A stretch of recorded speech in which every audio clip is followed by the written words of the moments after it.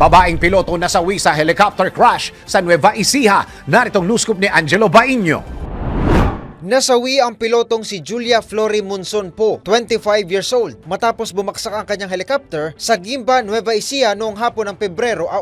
Ayon kay Lieutenant Colonel George Calawad Jr., na-recover ang katawan ni Po sa crash site sa Sitio Arimongmong, Barangay San Miguel. Si Po, na piloto ng TV host na si Willie Revillame, ay lumipad mula Baguio patungong Maynila gamit ang Robinson Helicopter RPC-3424. Nag-refuel ito sa Binalonan, Pangasinan bago lumipad muli bandang alas 4:25 ng hapon. Ngunit iniulat na nahirapang mag-start ang makina. Naulat ang pagbaksak bandang alas 5:20 ng hapon at agad isinagawa ang salvage operation. Pinuntahan ni Willie Revillame ang labi ni Po sa HM Mina Funeral Services at inaasang ililipat ito sa Heritage Park sa Parañaque. Patuloy ang investigasyon sa sanhi ng insidente.